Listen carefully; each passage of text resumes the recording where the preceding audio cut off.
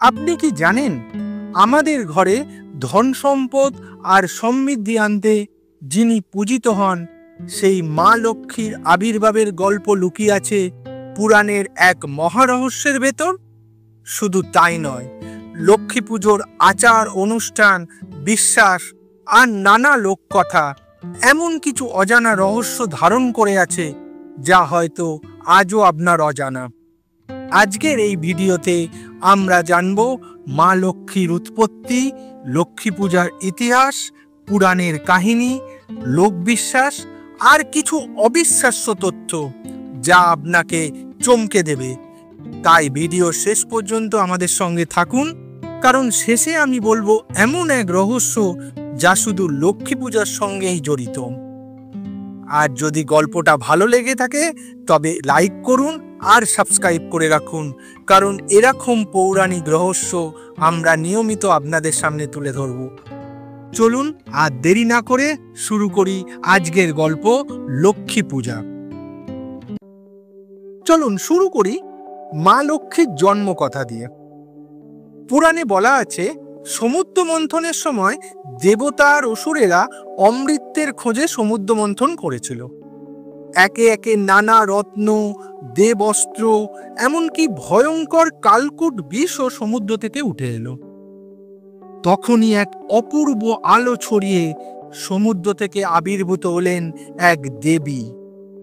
তার দেহ থেকে ঝলমল করছিল সোনালী আভা, হাতে পদ্মফুল, চারদিকে ছড়িয়ে পড়েছিল এক স্বর্গীয় সৌন্দর্য।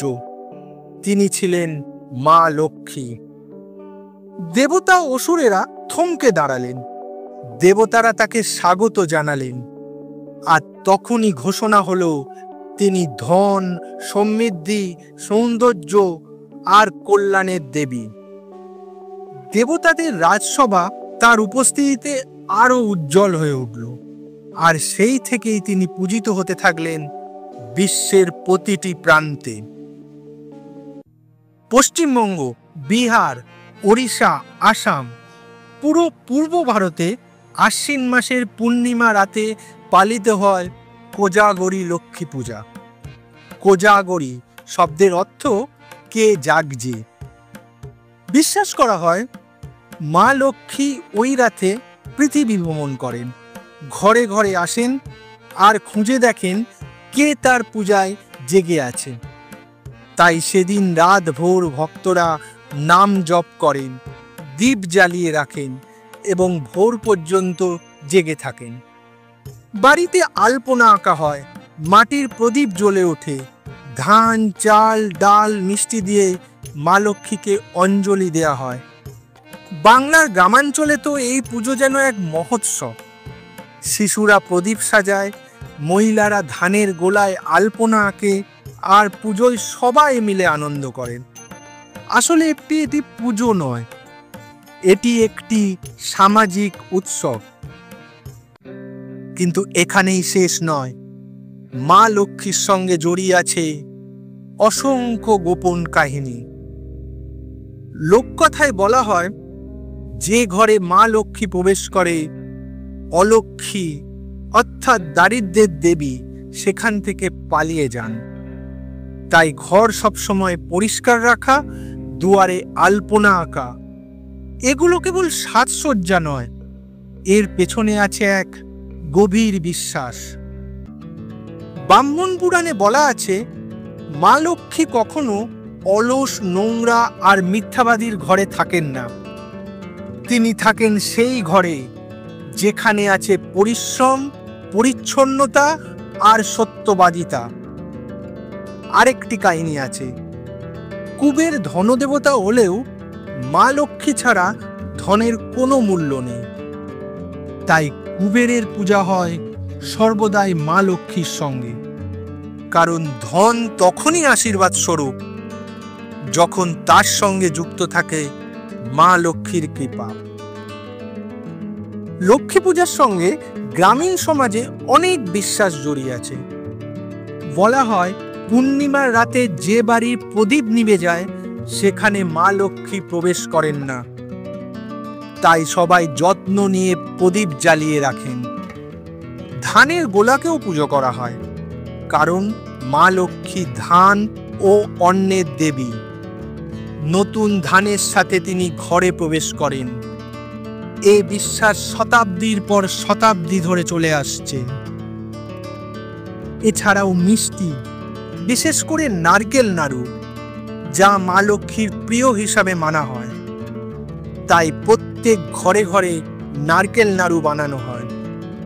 শিশুরা ছোট থেকেই শেখে লক্ষ্মীর ঘরে ঝগড়া হয় না, মিথ্যা বলা হয় না, ঘর অশুচি রাখা হয় না। আসলে এটি শুধু পূজা আচার নয়, এটি এক ধরনের নৈতিক শিক্ষা।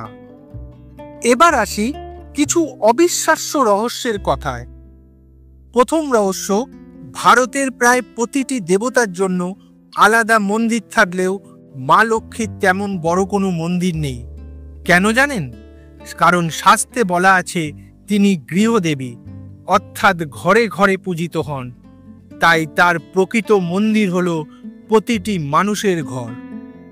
দ্বিতীয় রহস্য, কোজাগরীর রাতে যদি কেউ ঘুমিয়ে পড়ে তবে বিশ্বাস করা হয় মা লক্ষ্মী রুষ্ট হন এবং ধনসম্পদ কেড়ে নেন। এজন্য সেদিন ঘুমোনোকে অশুভ মনে করা হয়। আর তৃতীয় রহস্য, মা লক্ষ্মীর পদ্ম কখনো শুকিয়ে যায় না, কারণ পদ্ম পবিত্রতা, সৌন্দর্য আর চিরন্তন শক্তির প্রতীক।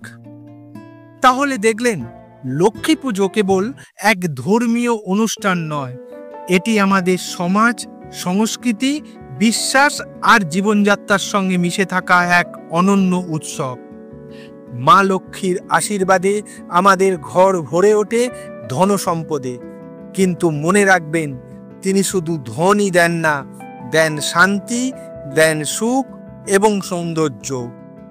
এই পুজো আমাদের শেখায় পরিশ্রম, পরিচ্ছন্নতা আর সত্যের পথে চললেই প্রকৃত লক্ষ্মীর কৃপা লাভ করা যায়। যদি এই গল্প আপনাদের ভালো লেগে থাকে তাহলে অবশ্যই গল্পে একটা লাইক করবেন এবং কমেন্টে লিখে জানান আপনার ঘরে লক্ষ্মী পুজোর বিশেষ কোনো রীতি আছে কি। আর অবশ্যই চ্যানেলটা সাবস্ক্রাইব করে দেবেন। মিথিক বাংলা, যেখানে পুরাণ জীবন্ত হয়। মা লক্ষ্মীর আশীর্বাদ আপনার জীবনে সর্বদা বিরাজ করুক।